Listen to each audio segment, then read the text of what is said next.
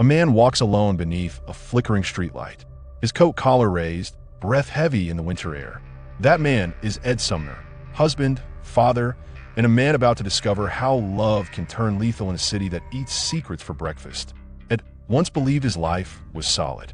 A suburban home, 11 years of marriage, an 8-year-old boy who adored him. Connie, his wife, moved through life with grace, a woman who raised money for causes that saved strangers, while Ed hauled freight that kept the world running. Together, they built something steady, something safe, or so he thought. Then came a stormy day. Connie crossed paths with a man named Paul Martell, a stranger with an artist's loft, a dangerous charm, and eyes that looked like he'd lived 100 lives. One slip on the icy street, one scraped knee, that's all it took. Paul invited her upstairs for a bandage, but what she found was a doorway into a world she thought she'd left behind. Wild, reckless, intoxicating. Soon, Connie wasn't riding into the city for work anymore. She was going there for him. Ed felt the shift before he had proof. The missed glances, the lingering silences, the lies that tasted practiced. Even a fire employee hinted that Ed had no idea what storm was gathering inside his own home. So he hired a private investigator, and in a single envelope, his entire world began collapsing.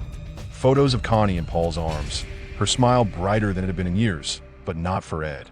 Ed drove to Paul's loft, hoping for answers but bracing for the truth. Inside, he spotted a small gift, a sentimental trinket he once gave Connie, now sitting casually on Paul's shelf. That object hit harder than any confession ever could.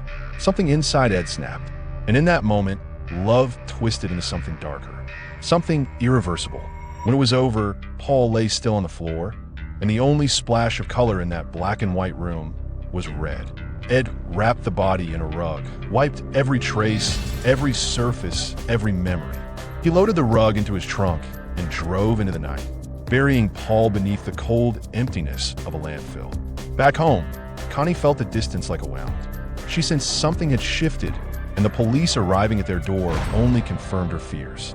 Paul had vanished, and Connie's name was found in his apartment. She lied. Ed lied for her. Two broken pieces of a story that no longer fit together. When Connie discovered the investigators' photos, the truth poured out between them. Ed offered to confess. Connie refused. She wasn't willing to lose him. Not now, not after the line they had crossed together. So they drove, side by side, into a future built on secrets, guilt, and a love warped by betrayal. Hands trembling, but touching. Eyes forward, but haunted. Two lovers trapped in a crime neither ever intended, bound together in silence, in darkness, and in blood-red memory.